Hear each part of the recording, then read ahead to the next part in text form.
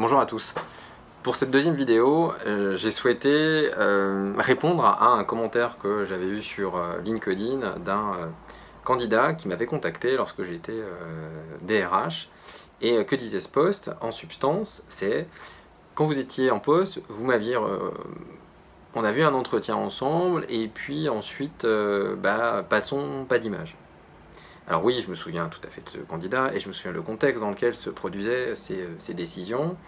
Et j'ai souhaité, à travers cette vidéo, mais d'une manière générale, sur les vidéos que j'ai postées, essayer d'être le plus transparent possible, d'avoir le moins de langue de bois aussi, et de ne pas faire que des jolies histoires, parce que ça ne peut pas être que des jolies histoires non plus. Alors, comment ça se passe en général un recrutement? Vous avez forcément un besoin qui émane d'un opérationnel qui vient vous voir dans plusieurs cadres qui peuvent être différents, on y reviendra. C'est soit dans le cadre d'une démission, dans le cadre d'un licenciement, parce qu'il y a une création de service et qu'il y a un besoin à pourvoir.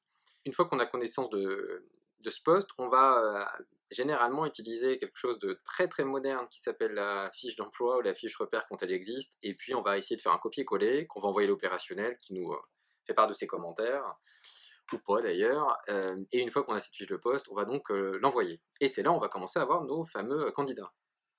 Et je dirais que dans ce qui peut se passer, il y a plusieurs cas de figure, et je trouvais important de pouvoir les partager avec vous. Premier cas de figure, vous commencez à recevoir les candidats, et au niveau de l'opérationnel, on va vous dire « Non mais en fait j'ai réfléchi, finalement, j'aurais bien voulu quelqu'un à un poste avec plus d'anglais, moins d'anglais, finalement je suis pas sûr qu'on va le mettre au comité de direction, non mais en fait j'ai besoin de quelqu'un d'un petit peu plus expérimenté ».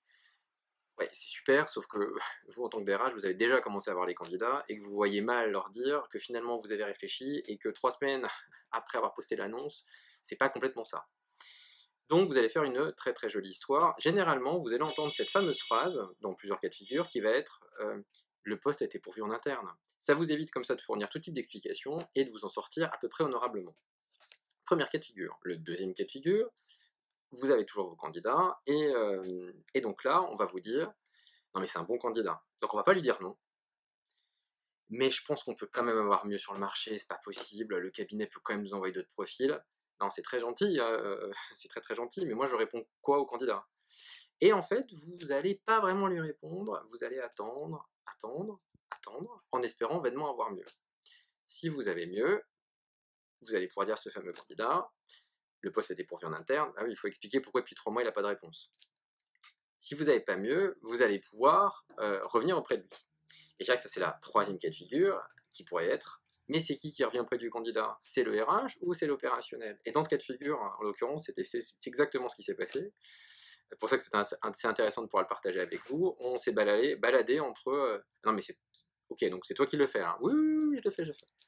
Et en fait, on s'aperçoit, enfin, je m'aperçois à la lecture du message envoyé que le pauvre candidat n'a jamais été recontacté.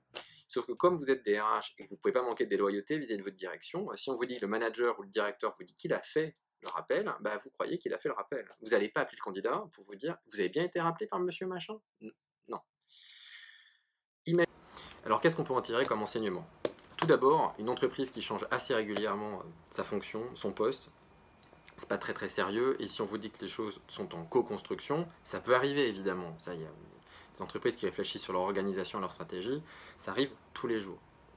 Si derrière, vous voyez des annonces qui traînent sur les job boards, c'est qu'il y a quelque chose qui n'est pas très très clair, donc il faut quand même parfois avoir des warnings sur ce point-là. Deuxièmement, un retard, ou en tout cas le sentiment que vous pouvez avoir pendant 3 semaines, 1 mois, pas de réponse, c'est pas forcément qu'on vous a oublié, hein, pas du tout. Vous pouvez être dans le cas de soit il y a peut-être mieux ailleurs, et en fait il n'y a pas mieux ailleurs parce qu'en fait vous étiez le meilleur candidat, et ils s'en rendent compte après.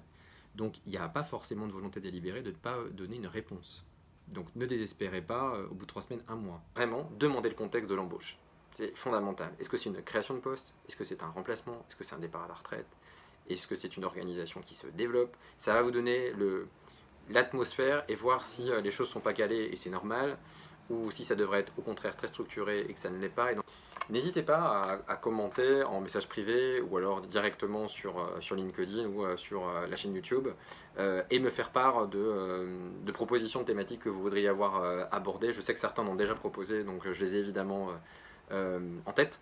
Donc je le ferai avec grand plaisir. A bientôt pour la prochaine vidéo. Ciao!